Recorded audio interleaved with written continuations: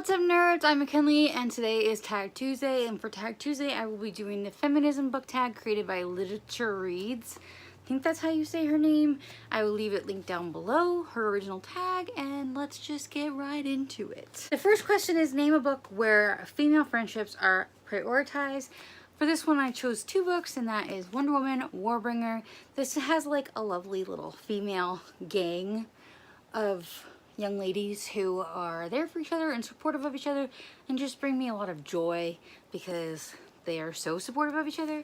And also the book I just read, Put In by Julie Murphy, has a lovely little girl gang in it as well, and it also made me very happy how they were there for each other and had open minds about everything, and I really liked it. The next question is a book with feminist representations. For this I chose The Nowhere Girls by Amy Reed. This was one of my favorite books of 2017, and this is basically about three girls who end up starting like this feminist group at their high school after the one girl finds out what happened to a girl who used to live in her house the previous year. She was raped by three boys in their high school, and they're just sick and tired of the misogynistic bullshit going on in their high school, and they decide to fight back. And all three of them are feminists. I'm pretty sure Rosina flat out says she's a feminist, but I can't remember for sure. But yeah, I love this book, guys, so much. It's not getting enough attention in my opinion on BookTube. I highly recommend it. I love this book. The third question is a book where the author goes against gender stereotypes. For this, I chose Girl Man's Up by Emmy Gerard.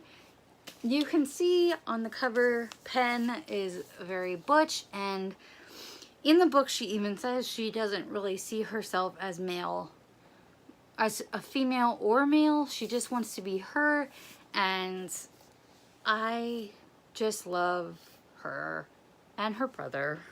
And I know I talk about this book a lot, but if getting people to read this book is my legacy, that'd be lovely. Well, I mean the boy band tag, but also this book. Please read it. It's so good. It's probably my all-time favorite book. I don't know. I change daily what my all-time favorite book is, but it's definitely top 5. The next question is a book with a strong female lead, and I realize a lot of people will probably pick a fantasy, but I went with a contemporary. I went with Dimple from When Dimple Met Rishi. I love her. She's badass.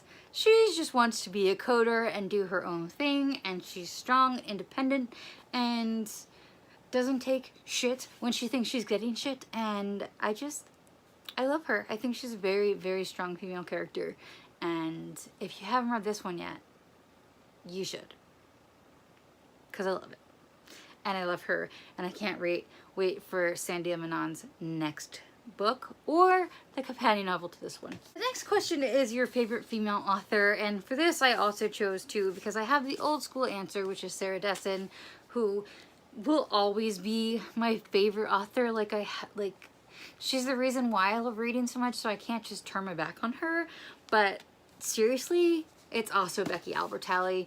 I know she only has 2 books out, but I just love her books so much, and I love her so much, like, as a person. She's so good to her fans, and she's just an amazing sweetheart. If you don't follow her on Twitter, you should, but I adore her, and I seriously cannot wait for her 2 books that she has coming out this year. Question number 6 is a book with no romance. I picked 2 for this one as well. First, I have Cat and Meg Conquer the World by Anna Premaza. I just talked about this book in my wrap-up, but there is like a teeny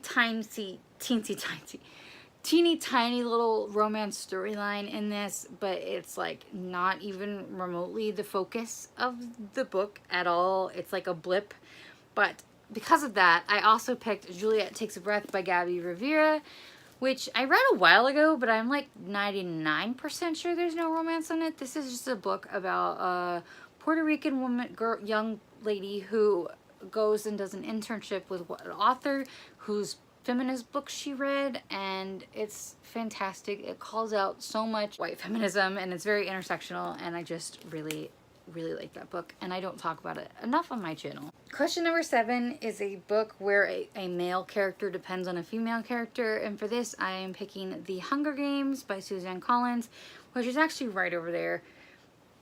but the camera and the light are in the way. I can't get to it, and I forgot to grab it, because of course I did. But PETA basically would be dead so many times if it wasn't for Katniss.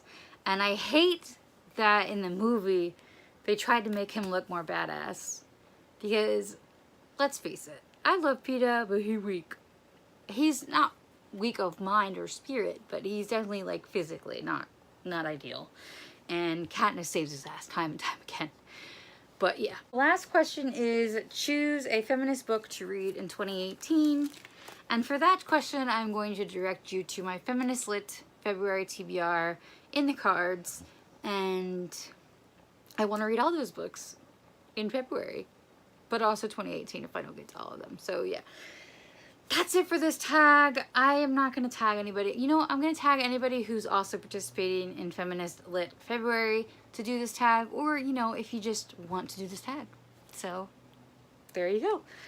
Nobody actually needs to be tagged to do a tag. So, yeah.